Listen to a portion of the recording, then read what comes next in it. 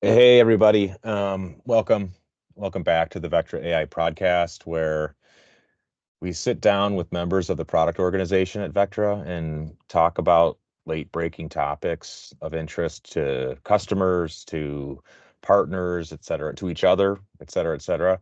Today, a topic that's been brought up quite a bit by our customers, and I thought that I would bring John Mancini into the podcast and have him kind of walk us through. He's done quite a bit of work on this area around scattered spider, and he's put together a threat briefing on the topic, and want him to kind of help us better understand who scattered spider is, what they do, how they operate, and the best ways to defend against that attack group. So with that, I'm going to turn it over to John.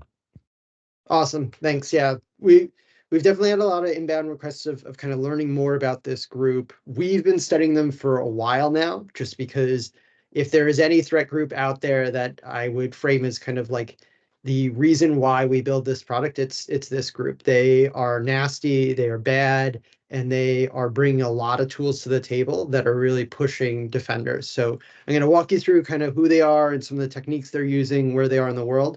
Hopefully this can help kind of you understand and kind of understand the options available to kind of defend against these types of attacks. So who is Scattered Spider? They are effectively currently active, as far as we know today, cyber attack group. They go by a lot of names. I've got a big AK list here in terms of names, but they go by a lot of things. Scattered Spider is definitely the top thing that you're going to hear them referenced by right now.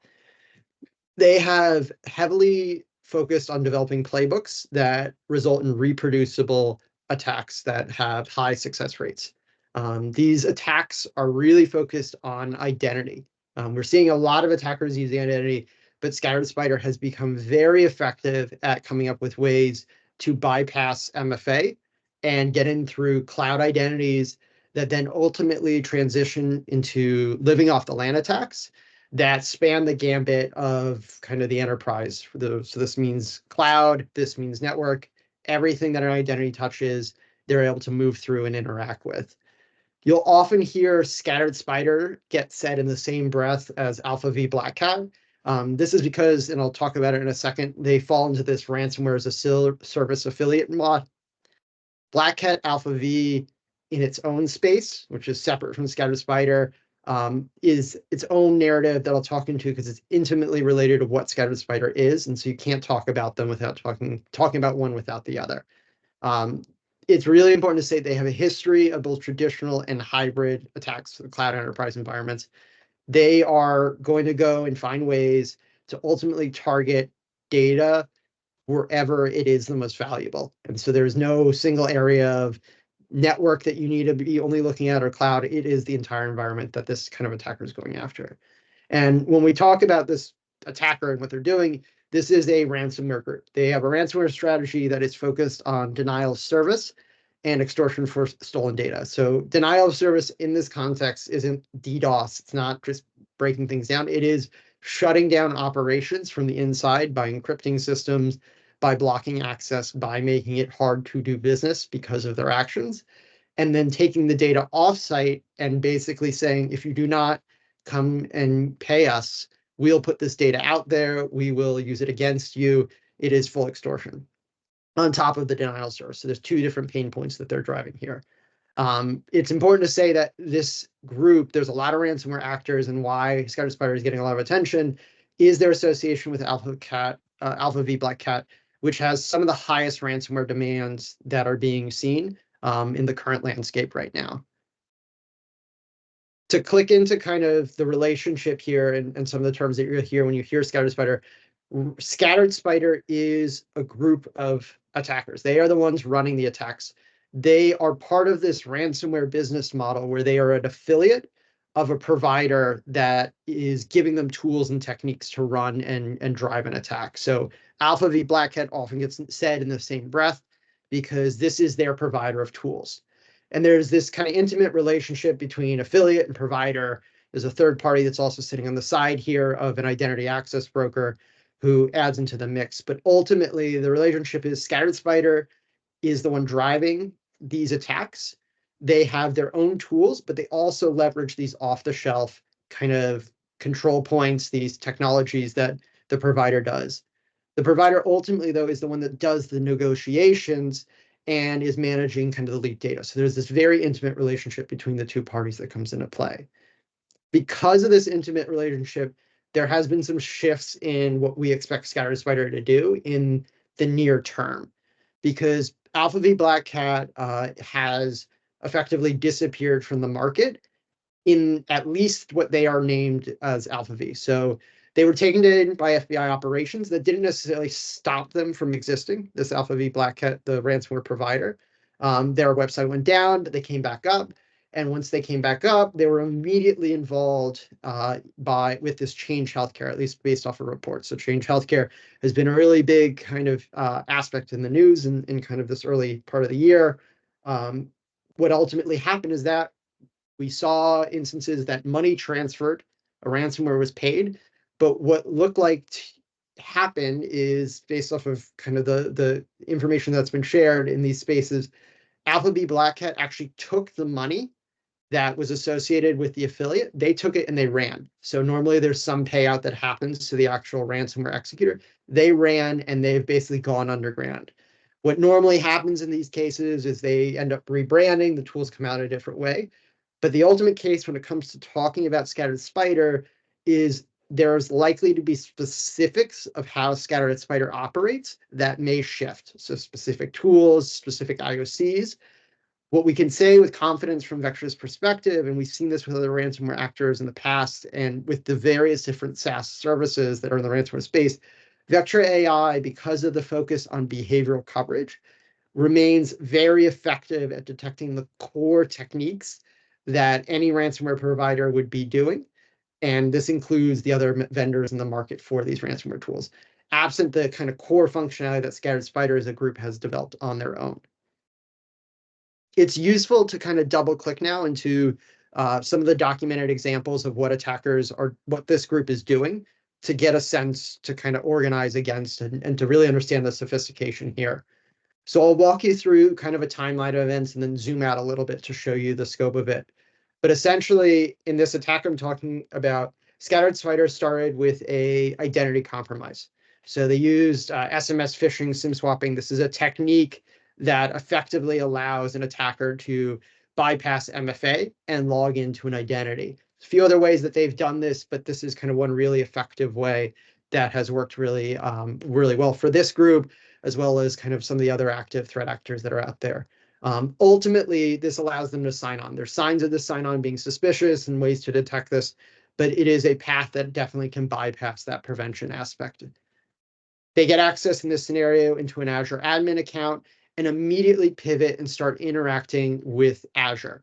So this is an Entra ID, actually Azure AD account, start interacting with Azure, discovering the landscape. They're actually started interacting with different tools in the IaaS and the Azure platform as a service here.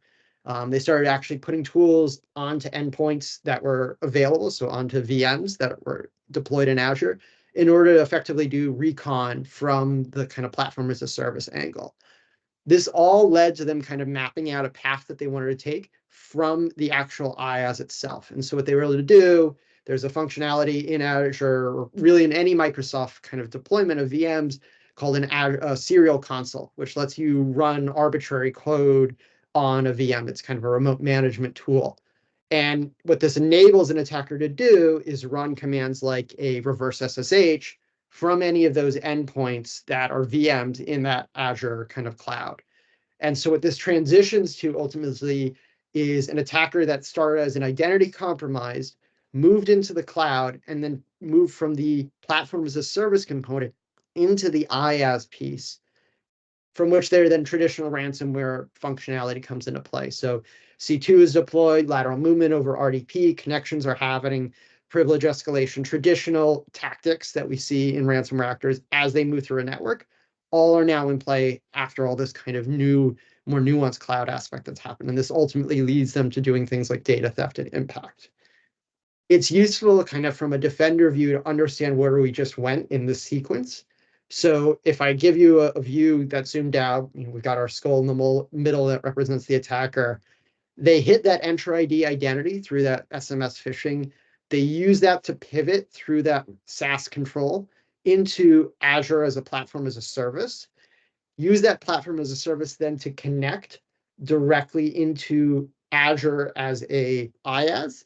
And then actually from the IaaS piece, we're able to deploy that command and control that brought the attacker into the IaaS. So they're able to span this whole gambit in the course of their attack with, minimal prevention in play that can stop them. And so this is kind of the type of attack, not the only one, but the type of attack that represents the techniques that they're going to be coming to play here. The identity in general here, that was one example of kind of their abuse. Their identity abilities, scattered spiders, are pretty large. So here's a slew of different kind of views of looking at it. On the right-hand side is the traditional MITRE view of the identity techniques they have available to them in the cloud. I've kind of listed them out here. They have a lot of ways of bypassing MFA. They register persistence once they've gotten that MFA bypassed. They can do it at the device level, the tenant level. They can manipulate accounts. They start harvesting data. They have a lot of methods here in terms of actually controlling that account and keeping that account in terms of a data collection piece in their attack. Ultimately, it's not just identity tactics here. Kind of in that example, you saw them spanning the gambit of the attacker space. So there is a large number of techniques, not enough time to go into all of them, but the key kind of arcs here are living off the land. So using that identity to pivot between the areas that they're interested in and enabling persistence. And from there, though, while there's a lot of kind of things that are different in terms of specifics, they are actually running the standard ransomware playbook. So they're using C2 channels, a lot of times with commercial remote access tools or third-party software. They're not developing crazy payloads here. They don't need to. They're using that off-the-shelf ransomware as a service model where they're using tools that have been validated in other places. They're running things like Mimikatz. They're using lateral movement, RDP, just like any other ransomware actor, AD. They're going after that impact and exfil. IaaS and PaaS is kind of the playbook here. It's something that we're seeing in more and more attackers. It's important kind of to understand that this, there's a lot here. There's a lot of depth of technique that the attackers involved, but Vectra as a platform has been watching them for a while. We've been watching ransomware groups and this ransomware as a service kind of activity for some time now. And our coverage has been effective in these types of attacks, and we have a history of being effective there. So to give kind of a MITRE view here, this is that identity matrix that kind of relates there. Vectra has full coverage from the cloud side for that identity. We've invested a lot here. We have coverage for everything from that registration to the domain trust manipulation to the access events. We've been able to build coverage that has real impact to once that attacker gets in, what they do. To give you an idea, these are some examples of cases that kind of are relevant to this attack space. So this is an attack that we saw. It's been anonymized and a reminiscent of what the techniques that we see documented in these initial events of a scattered spider attack. So the attacker appeared to perform targeted phishing in this context. It may have been a phishing kit that enables them to bypass MFA, another kind of sellable software that exists out in the market. They signed in through the Entra ID account. They were then moving to add persistence, and that means they would register a device because basically if you steal just a token, you only have temporary access to it. This was a case actually was identified by our kind of MDR service. So it was seen in the first 5 minutes of the attack and shut down basically. So there's a lot more opportunity the attacker had to follow on after this. But because of the visibility, kind of we were able to stop this incident. There's another, this is a slightly more kind of nuanced one. This one involves an attacker driving through voice phishing, essentially to do that kind of resetting of a password. There's other reports of this being a scattered spider technique. Ultimately, this is again, though, even when that happens, there's aspects of that sign-in that are identifiable as suspicious. So there's an opportunity to alert on that access event. But then ultimately, in all these cases that we see, attackers don't do one thing, and scattered spider is no different, and none of these actors are any different. They have to do more afterwards. So you see access into Exchange here, moving through SaaS apps as they kind of move into M365, and then zooming back into the identity piece. starting to put redundant access at the federated trust level with an admin level account, and then probing into Azure. And so what this looks like in terms of, again, the opportunity is there to stop it when you have this visibility. But you can see everything from that anonymous kind of access here from an Azure VM, a technique to evade detection, exchange persistence, delegate access to be able to manipulate accounts in that domain, interactions with SharePoint shares, turning federated trust for persistence, and then any of this additional SaaS app, in this case, Azure Cloud, that was available kind of to the attacker once they had that in their place. Again, could be stopped though before the impact actually happens. In general, from a coverage perspective, there's a lot of techniques that I said before. Vectra is well equipped in terms of the visibility necessary to respond to these types of attacks. Again, pretty static ransomware. The things that are not highlighted in green here, I'll call out, are either areas that are really better suited from an EDR perspective, or they're things that are just ultimately not signaled out by the kind of vendor that's involved with either on the cloud side or on the identity side. From a kind of where Vectra stands against this, there's the part that's definitely available for everyone in terms of context of how to think about what this attacker is doing. But for kind of the Vectra folks that are hearing this, the coverage to respond to this is present. Given the diversity of this kind of attacker, there's a few different areas that are recommended in terms of getting that visibility from the identity stage, the cloud stage, to the actual kind of network components here. But ultimately, it's critical to have the clarity here once you have that coverage.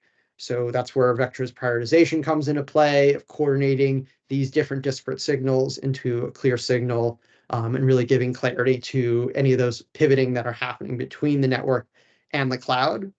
And then from a response side or control side, you can call it, there's the opportunity to leverage either the Azure AD integrations to disable the accounts, the AD on the network integration to disable accounts, EDR integrations to disable the endpoint, or any of the kind of broader Vectra response functionality to kind of take action there.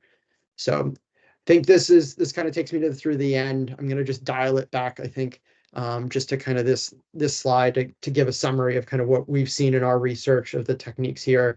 Definitely something to be aware of and kind of make sure you're monitoring for these types of behaviors. Yeah. Awesome. Awesome. Thank you. Thanks, John.